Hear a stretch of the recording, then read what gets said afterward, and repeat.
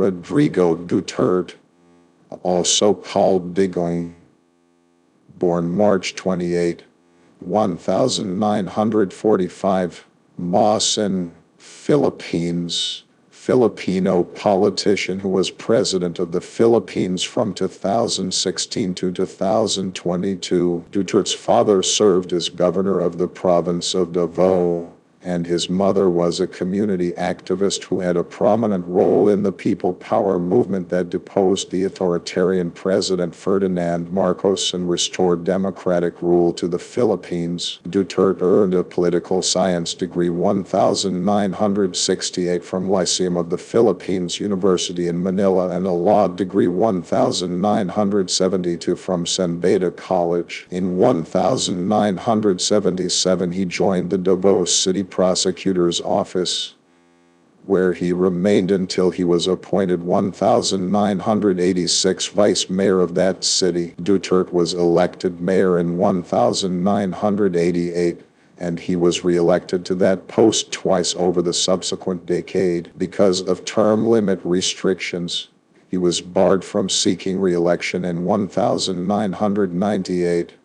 But he successfully ran for a seat representing Davao in the Philippines House of Representatives. Upon the completion of that term in 2001, he returned to Davao City and was once more elected mayor. Because the term limit restriction again came into force in 2010, he was elected vice mayor, and his daughter Sarah served as mayor. In 2013, Duterte returned to the mayor's office, this time with his son Paulo Pilong serving as vice mayor.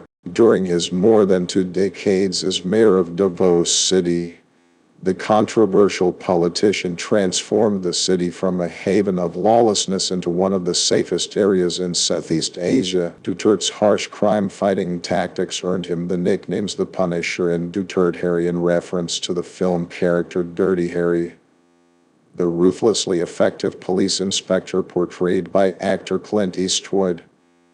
But critics such as Amnesty International and Human Rights Watch claim that Duterte was responsible for more than one extrajudicial killings. Rather than denying such allegations, he embraced them. The death squads that had carried out the killings operated with an impunity that implied official sanction, and Duterte openly praised both their methods and their apparent results. In that way, he cultivated the image of a coarse pistol-toting vigilante in the months leading up to the presidential election. His anti-establishment message took hold among a Filipino public weary of official corruption, and his brash, over-the-top rhetoric led to comparisons of him to U.S. Republican presidential hopeful Donald Trump. Duterte's position on the contested Spratly Island is arguably the Philippines' most pressing foreign policy issue, caused consternation among the country's allies. He wavered unpredictably between a negotiated settlement with China and a claim that he would ride a jet ski to one of the disputed islands and plant a Filipino flag on it. On May 9, nearly 80% of eligible voters turned out for the election,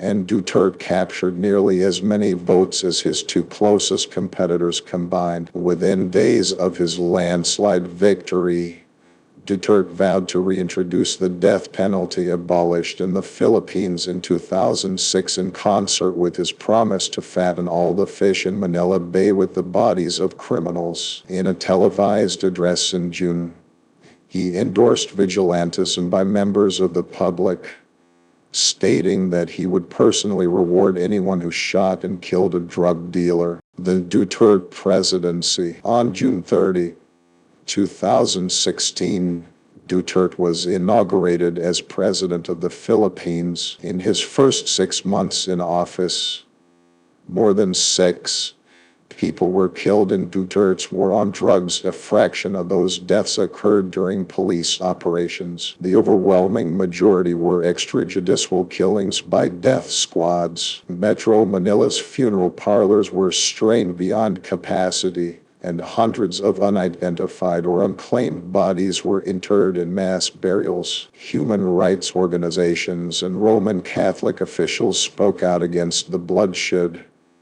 But Duterte responded by accusing the church of corruption and the sexual abuse of children. When Western governments expressed concern over the rampant vigilantism, Duterte said that the West could offer the Philippines only double talk, and he sought to strengthen ties with Russia and China. The United States had suspended the sale of 26 assault rifles to the Philippines as a result of the human rights abuses, and in May 2017, Duterte met with Russian President Vladimir Putin to discuss the prospect of an arms deal. While Duterte was in Moscow, a series of deadly clashes erupted in Marawi between Filipino troops and Islamist fighters linked to the Islamic State in Iraq and the Levant Israel, also called ISIS. Duterte cut short his trip and declared a state of martial law covering the entire island of Mindanao, although government forces retook Marawi and quashed the rebellion.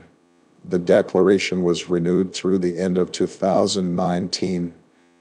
Making it the longest period of martial law in the Philippines since the Marcos era. In February 2018, the International Criminal Court opened a preliminary investigation into the more than 12 deaths that had occurred during Duterte's war on drugs. The following month, Duterte responded by announcing his intention to withdraw the Philippines from the EEC. That withdrawal became official in March 2019. In September 2021, the EEC authorized a full investigation into Duterte's actions, but the probe was suspended 2 months later when officials in Manila asserted that they were conducting their own inquiries into the extrajudicial killings. International and domestic human rights organizations continued to remain sharply critical of Duterte, but he dismissed them, going so far as to instruct police to shoot activists if they were obstructing justice. Press freedoms were also curtailed, and Maria Ressa, co-founder of a news website that had documented the worst excesses of Duterte's anti-drug campaign, was arrested numerous times on questionable charges. In a pointed rebuke of Duterte and his policies, in 2021, Ressa was awarded the Nobel Peace Prize along with Russian journalist Dmitry Muratov for using freedom of expression to expose abuse of power,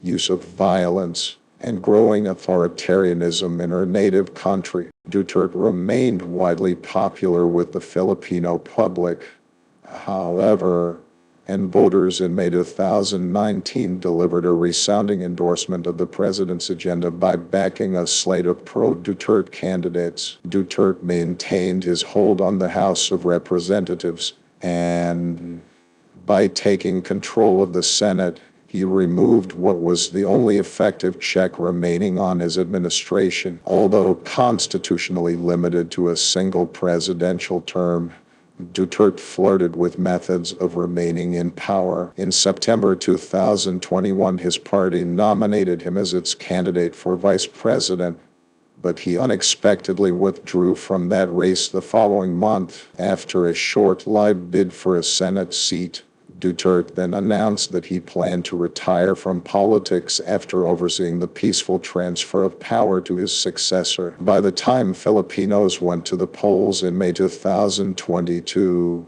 Duterte had endorsed his daughter, Sara Duterte, in her ultimately successful bid for the vice presidency, but he had remained surprisingly aloof of the presidential race. That contest was won by Ferdinand Bongbong Marcos, Jr., son of the authoritarian leader who was ousted in 1986.